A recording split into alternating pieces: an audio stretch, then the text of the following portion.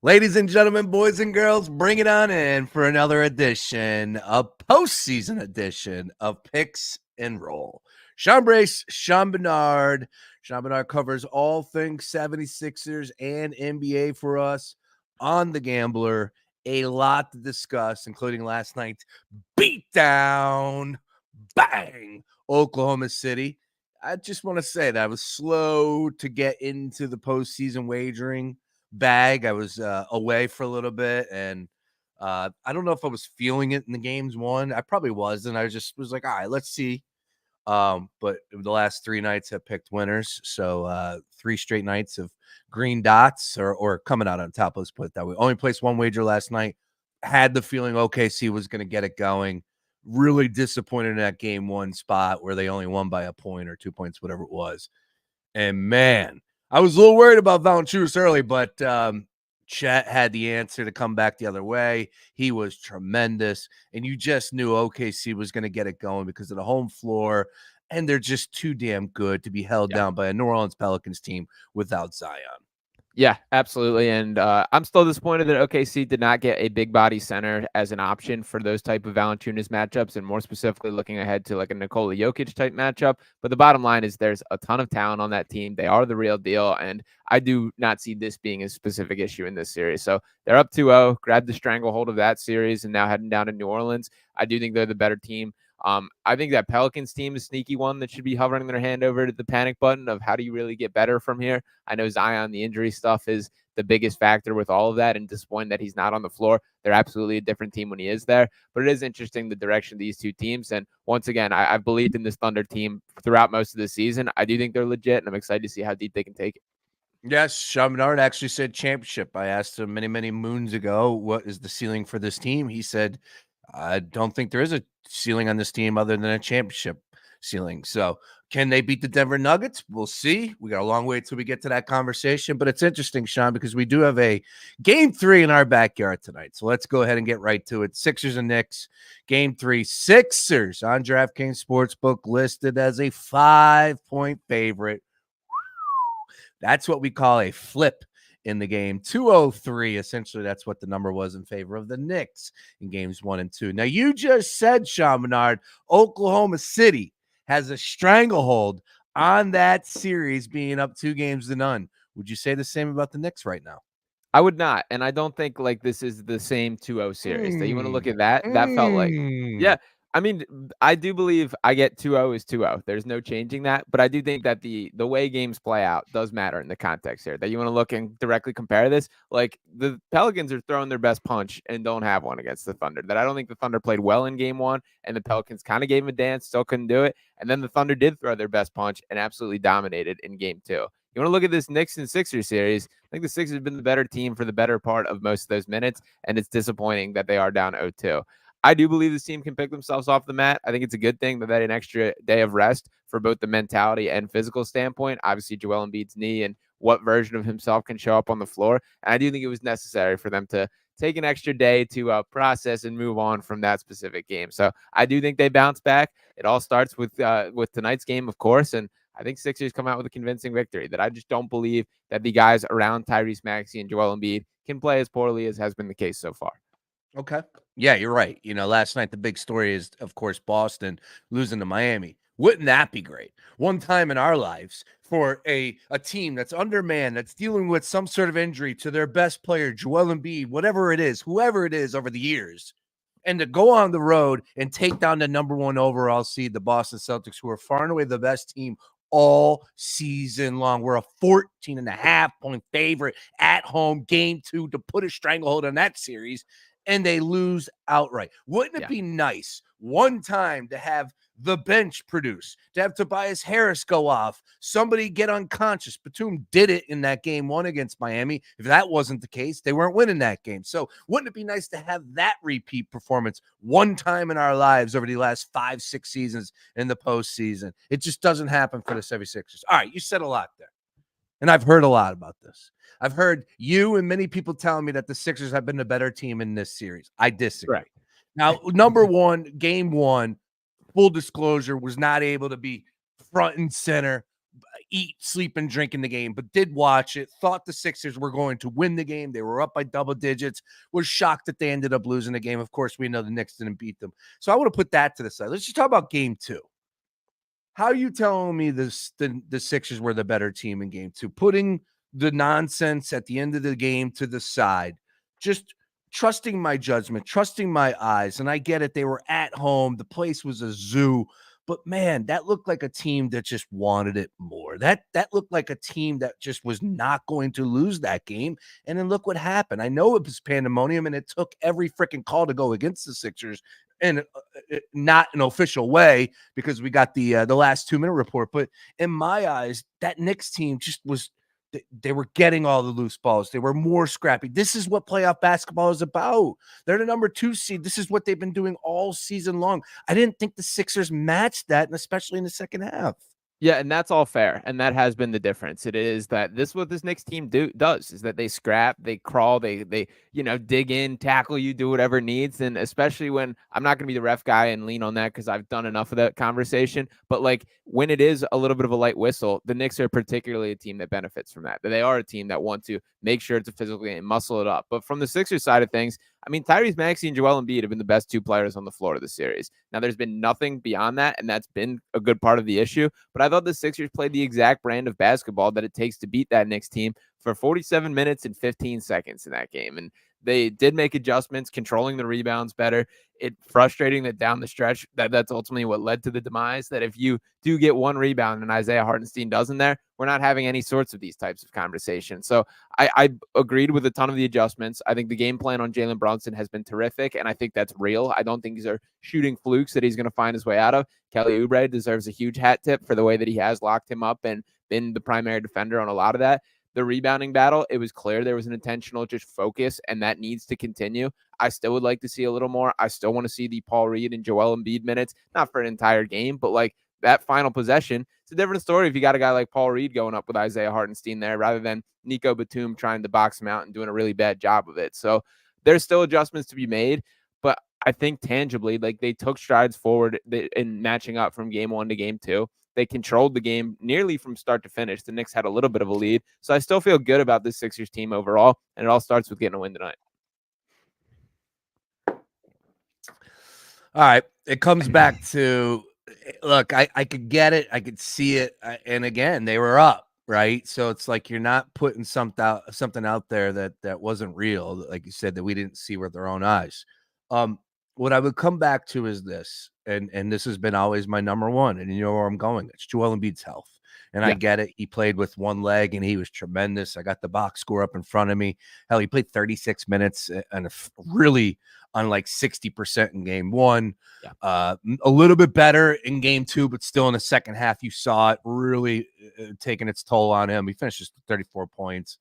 It was a hell of an effort, but I am not confident in Joel Embiid even giving that type of effort tonight. Like moving forward, like this is even a conversation, just like if they do advance, I am not confident at all that Joel Embiid will be the guy that they can depend on. And that concerns me from a gambling standpoint. Take my Sixers bias aside. If I'm wagering on this game, man, I really do think that I'm throwing caution into the wind, placing a wager, because Joel Embiid could simply go down. He could miss 10 minutes of the game. And I get it. He hasn't yet. He played 36 in game 1, even though he left. But man, I'm really concerned about that leg. I just think it's a ticking time bomb. What do you say to that? Yeah, I mean, it's not great for sure. This is far from an ideal situation. And like game 2 specifically, I'll look at that he was moving well for most of that first half. And then you saw like as the game went on, it wear on. Like there's a specific play in the second half that was honestly like heartbreaking to watch, where he's trying to get back in transition. The Knicks are driving down. He tries to sprint and just straight up can't. And like it's one of those plays where if that happens a couple months ago or even a couple weeks ago, like Joel's sending that into the bleachers on that play. And the fact that he's just like physically incapable right now is a concern. Now, my pushback is still being that a 50% version of Joel Embiid is still better than like 90% of the NBA. And we're seeing that even this dude is literally going to be out there with like a sawed off leg. And we're going to be like, go do it. Go do it. I mean, Brace, has he been the best player in the series so far? I would say Maxey was yesterday, or in game 2. But yes, Joel Embiid's simply the best player. I get it, but it's still concerning to me from the gambling standpoint that like people hit me up and they're like, what do you think? Because I'm in Philly and they're national. And I go, I just think you're ballsy if you want to take the Sixers. I get it. I lean more towards the first half today than anything, but I'm really worried about JoJo just pushing it, and then it's not going to be able to hold anymore. And I don't know what the deal is. This is just typical Joel Embiid, right? Where you get one game, right, and he's limping, and it's just like, oh my God, we're not going to win another game. And he goes out there the next game, and it's like, dude looked like he was 100%. And then you're like, all right, here we go. Joel Embiid's good. We're going to get that effort. And then next game happens and dude can't move, right? Like, yeah, he's a warrior. He deserves every bit of the benefit of the doubt. I told you earlier this year that I thought one of the toughest players that doesn't get enough credit is Joel Embiid. And I got heat for that. And this is why.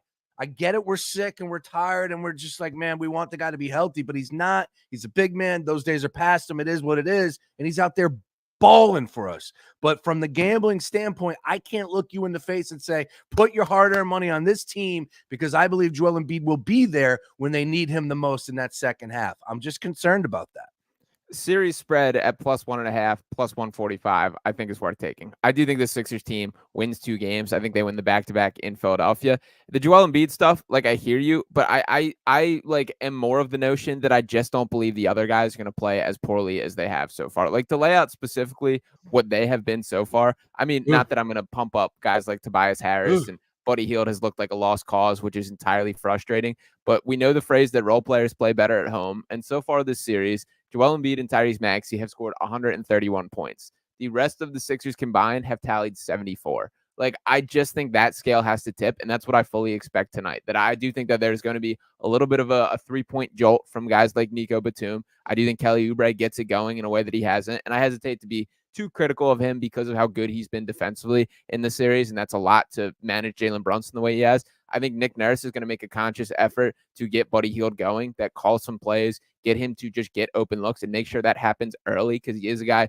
that can get going. I would like to see that happen. I also think a guy like Cam Payne is worth dusting off and seeing if he can provide a spark to this team. I think Nick Nurse digs a little bit in the bag, and he has to. That for all the pump up, the hype of Nick Nurse, now's the time where you got to prove it, man. Now's the time to get creative, show some adjustments, and find ways to get this team to win. So I do agree with you that the Joel Embiid scale is going down slightly, and that's the opposite mindset that I approached, that I was optimistic going into the season, that he was kind of playing himself into shape, playing it, trusting that knee more. It's clear that's not the case, and I think it is a re-injury type of thing from that Game 1 moment, which is an all-time highlight reel play, and disappointing that we saw the highs and lows of Joel just immediately after each other, a play that I think encapsulates his career more so than anything. But I do think that the guys around him can step up in a way that they haven't so far. I do think it happens with the home crowd tonight.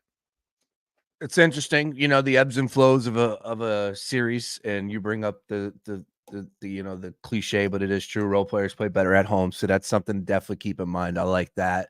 I'm just wondering what the corrections would be from the standpoint of the Knicks going up against the Sixers, and one of the things that we have noticed, of course, is just leaving Josh Hart open. And it's worked because you're slowing down Brunson. He is the head of the snake. Oubre's been balling. Oubre, the only thing negative I would say about Oubre so far on the offensive tip is he's gotten point-blank range and hasn't made them. Yeah. It's like he's getting lay-ins and he's missing them. It's like, dude, come on, man. So, he only scored 7, I think, in game 2. I do expect a better performance from him. But again, if he's covering Brunson, that's a difficult task.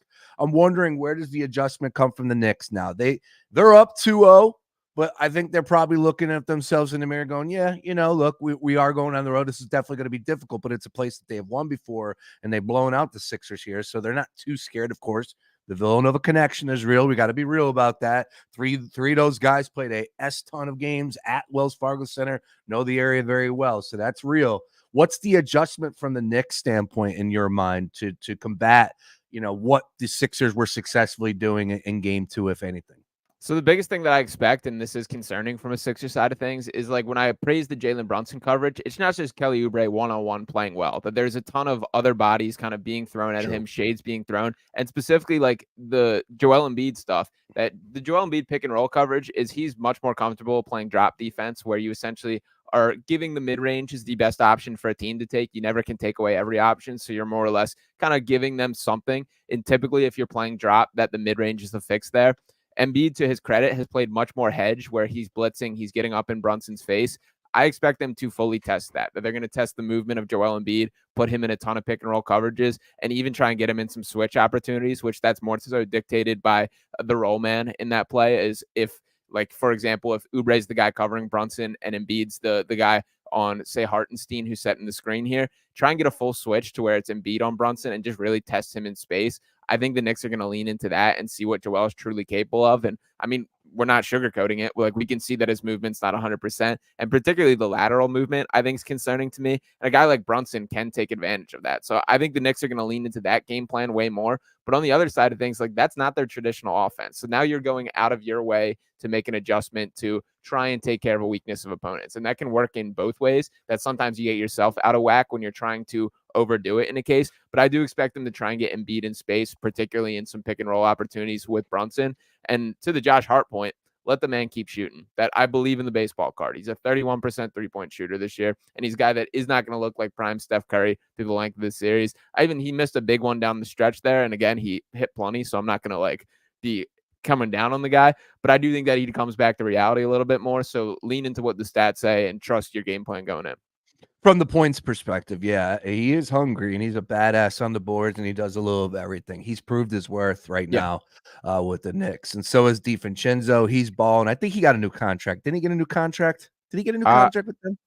I believe so. I think he came as a free agent this summer to New York. Oh, okay. Yeah. So then I take 4-year, 44. I loved him, and he's playing well, man. And he's a bulldog out there. He'll bring it to you. He'll talk that smack. I'm a big fan of DiVincenzo. I always thought that he could play a little bit better than what he did out there in the paint. But again, tonight here we are. One thing that we can't ignore is it's just the want. And this team right now, the Knicks, they're scrappy, they're gritty, they're down there on the loose balls, they're pulling out the boards. And I know that it wasn't as a blowout in that stat in game 2, but you still saw like just the want and Hartenstein just coming down the lane and getting it and not being bodied. And especially in a couple final minutes, which I want to get to here. And I'm definitely disturbed by the way this team has acted in the final minute plus in tight ball games. And you can go back to that Miami game where they got lucky and the ball was inbounded. Lowry throws it. He throws it to Embiid. There's like a tenth of a second on the clock. Maxey goes in and drops it. Yeah. It was forced. Maybe not so much that point for Lowry when he got it in because that's his job and the clock was running. But then the same S happens and he's forced it and he throws it. And it's like, what's going on in that moment? And that worries me from a winning perspective because these games are playoff games and they're going to be decided by a point, 3 points, one possession, whatever it is. What the hell is going on there? Why are we struggling right now in the final minutes? Did I miss something this year? Were we panicked? Were we like little teenagers, scared little girls at the end of games? Girls and boys, excuse me. Were we like, because, all due respect, I do have a 4-year-old girl, sorry. Were we panicked in the final 30 seconds of games during the regular season? I don't remember this, but now we can't, we're our own worst enemies in the clutch of the most clutchest times, final 30 seconds, final 20 seconds. I can't believe Allah said we won that game with 47 seconds. That's an eternity, man. That's an eternity. That's like 9 possessions. Anything can happen. We had a 5-point lead. I was talking about we handle business. Dude, I'm an Allah fan, but come on, man. What is going on in the final minutes? Why are we struggling like idiots right there?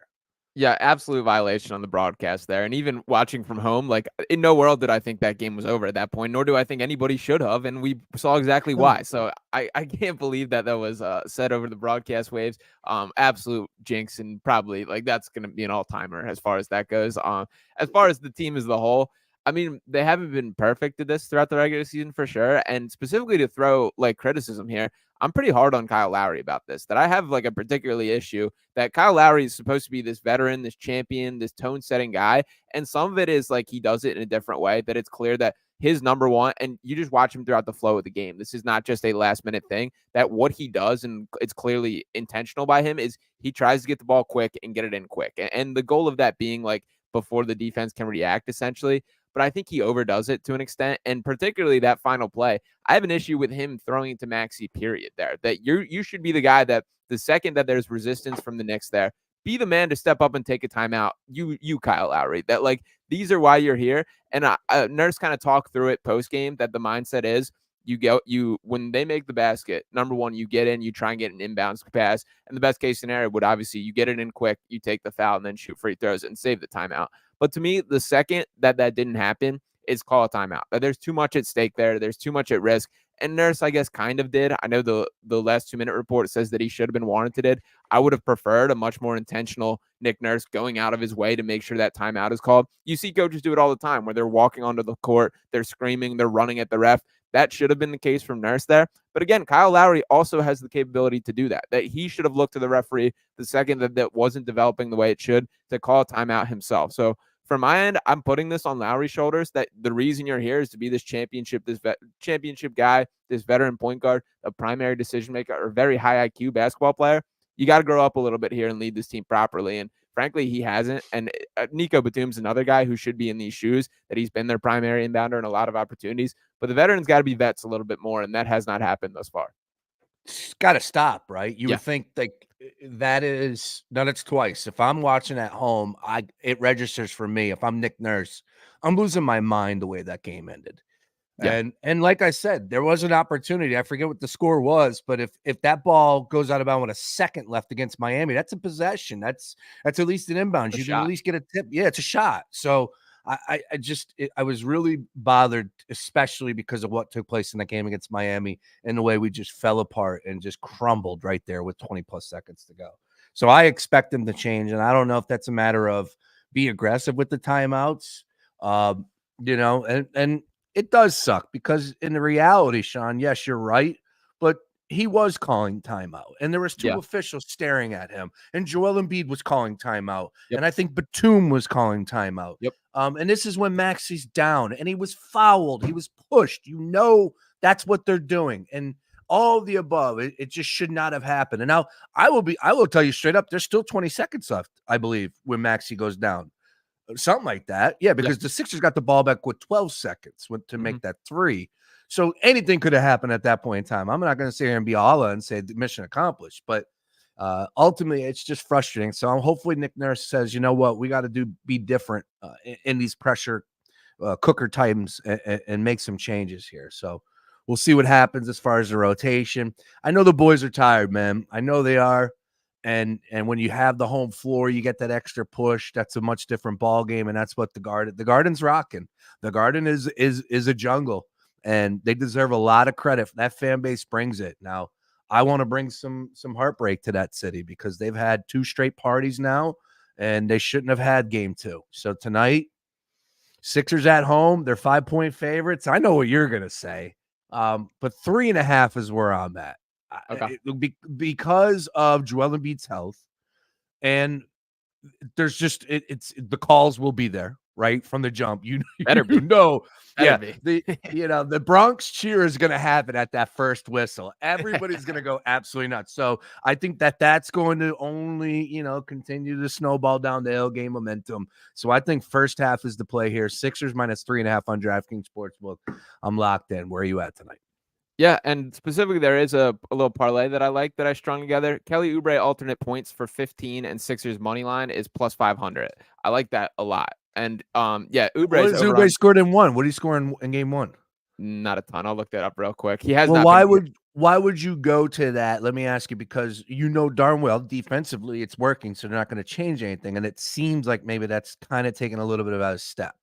Yeah, I mean, that's true. And Oubre had 4 points in game 2 and had in game 1, he had 10 points in game 1. So not a great scoring output overall. His over-under sitting at 9.5 in the game period.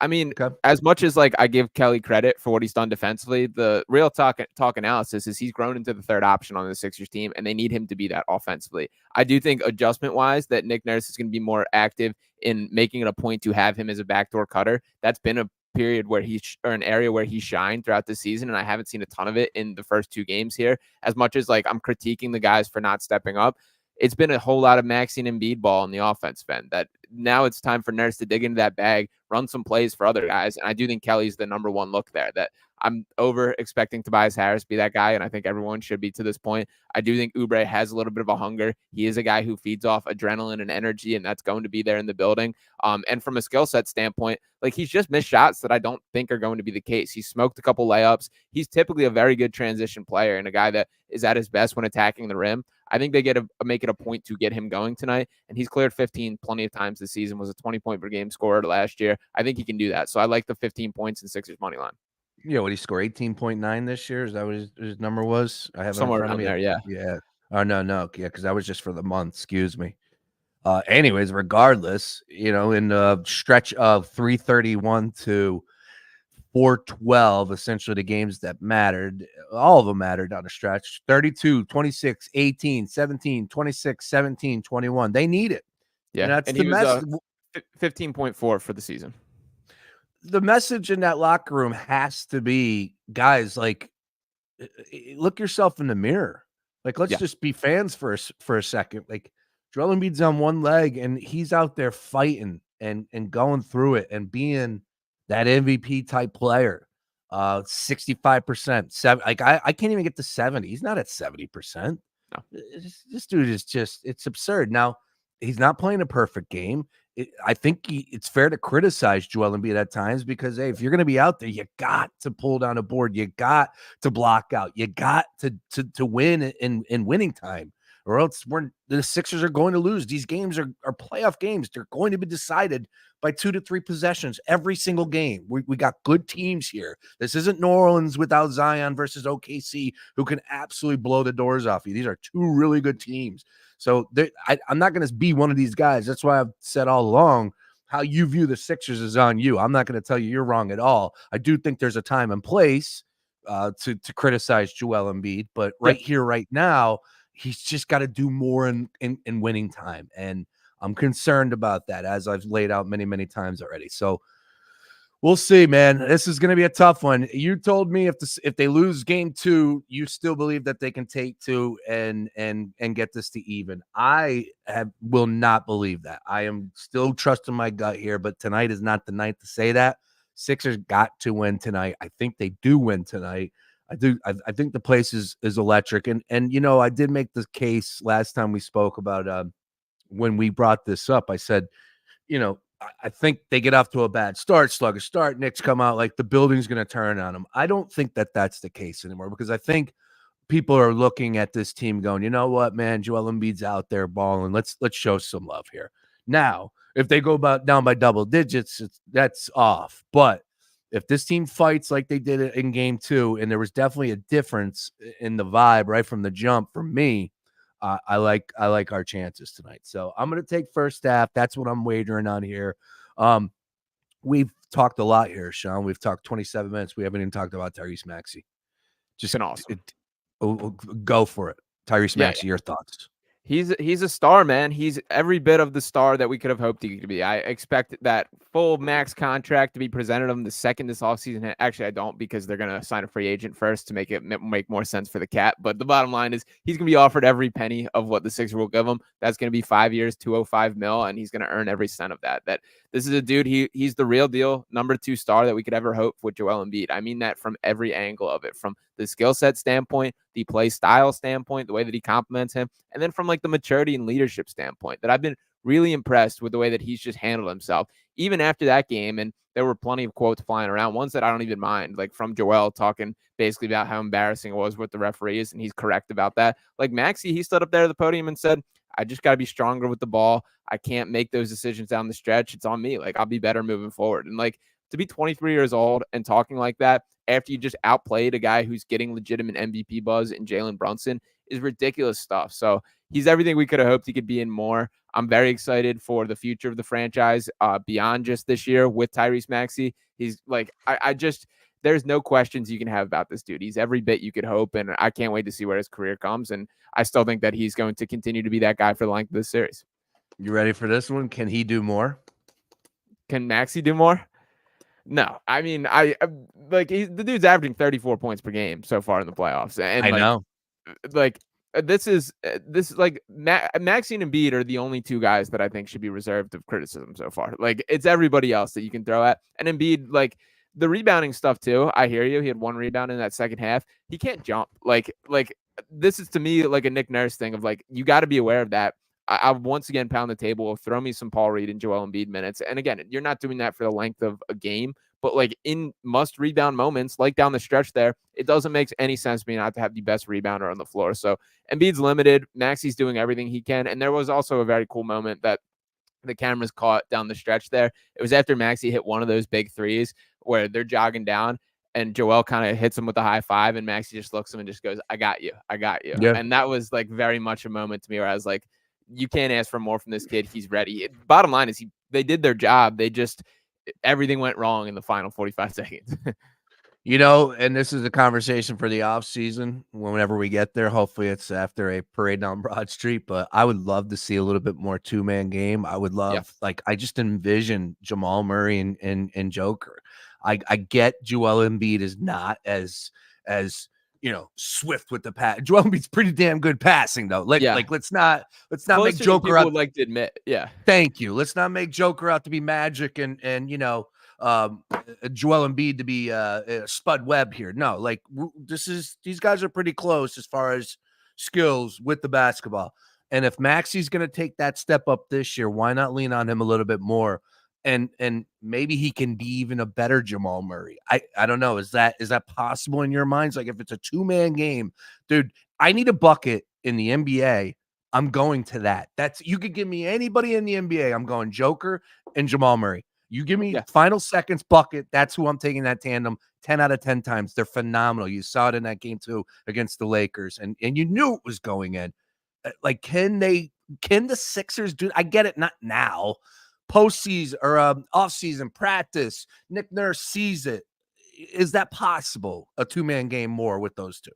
Yeah, absolutely. And to be perfectly honest, like I think they were taking huge strides in that direction that got interrupted by Joel getting hurt. That like the offense prior to that injury looked a lot different than it did right now. And I think that's just the unfortunate reality of like things went a little south when Joel got hurt and there wasn't time to keep building off that in the way that I think the game plan was. And I'll even take it a step further that I think Tyrese Maxey is straight up better than Jamal Murray. That right now, this version of Tyrese is better than this current version of Jamal Murray. And like no arguments here. And even like the NBA, if you want to get into these accolades, like Jamal Murray's never been an all-star. Tyrese Maxey has. And I get it's not as cut and dry as that. And Murray's obviously done it in the playoffs, all these moments. You can't get me to say a bad word about Tyrese Maxey. I'll throw him in some heavier arguments and conversations that a lot of people will. 23 years old, man. I'm right there with you, brother.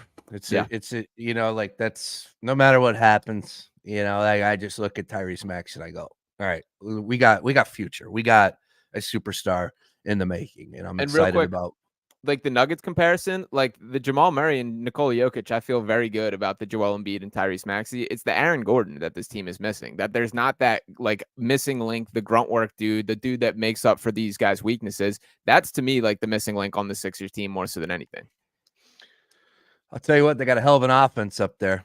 Yeah, that coach is pretty good too, and I know Nick Nurse is capable, but I want to give him a lot of credit as well. That's a hell of an offense that they're running over there. Anyways, exciting stuff. Game 3 tonight. We'll be live in Nick's Roast Beef. Come on out, Woodhaven Road, folks. We're rolling it out. We got great beer specials. We got tunes before the game at halftime. We're going to be live for the NFL draft all the way through. Sean Barnard, Ryan Beef Coyle, Joe Tanzi, John Jansen, myself, plus a lot of other people be rolling through. We'll be chilling with the Cut app. So if you want to take my money, go ahead and place a couple wagers on there. We'll get some slips out for the people. It's going to be a lot of fun. We'll get the party started about 7:20 tonight. Nick's Roast Beef, Northeast, all the way up in the Northeast, Woodhaven Road. Oh, by the way, 50-cent wings. So come on out, bring your appetite, and hopefully the Sixers can get a win. Sean Barnard, final thoughts real quick before you get out of here. DraftKings Sportsbook, Magic, 2-point favorites, 201 against the Cavs. Where are you at? Game 3 in Orlando. Yeah, I think Magic steal one tonight, but I don't think they got a chance in the series, unfortunately. So give me Magic. They covered too. They're the favorite there, you said? Correct. Yeah, give me Magic -2. I do think they win tonight. Lakers catching a point at home, 10 p.m., third game of the evening, 216.5. Sticking a fork in this Lakers team. It's Nuggets in 4. Yeah, that was the one. Yep. I'm a little worried, though, because that was the one for us, too, as well in game 2. But that's all right. Let's go, Sixers! Play the song. Sean Barnard, you're the best. Enjoy the rest of your day, and I'll see you tonight at Nick's Roast Beef. Yes, sir. Sixers and 6. Sixers and 6. Here we go. You take that, Tom Bogert.